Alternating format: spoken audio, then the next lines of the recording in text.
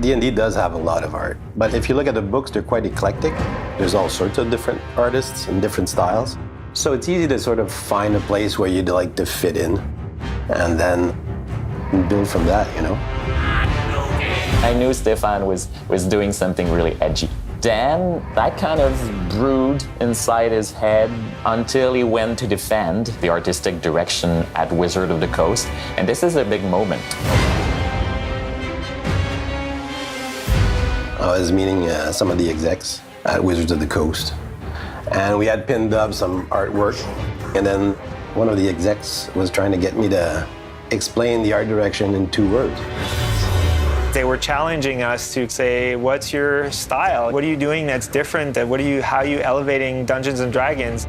We were struggling to find a word to represent the harshness of Icewind Dale, the rituals that these monsters do to gain supernatural powers, the skulls and spikes, and the gritty atmosphere that Icewind Dale is in my mind. So I'm looking at the images on the wall, and I'm going, well, we're heavy metal, man.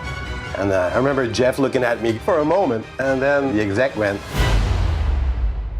yeah, we are heavy metal. And it's not to say like heavy metal in the sense of, well, it's big rock music. It's more the style of metal. From there on, it became, okay, the game is metal, and we really embraced it. Stefan has a lot of charisma. He can get people to just join him on stuff. I think that's what happens there. He was convinced from that moment that's what we have, the metal artistic direction, which I entirely love, because that means you can do edgier monsters and edgier characters. As we started building levels, we started creating monsters. They kind of unleashed themselves onto the game, and we just let it out, and it was a great decision. That makes it exciting gameplay-wise. The way that the game is built, each set of missions that you'll play has one showcased monster that is the baddie for that set of missions. Let's say it's a Verbeeg mission. They took over the Dwarven Valley because they like to eat dwarves.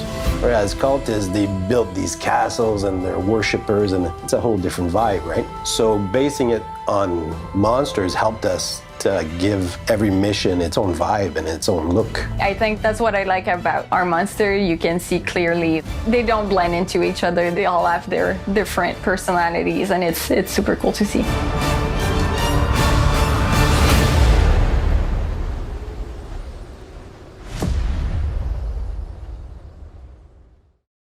PlayStation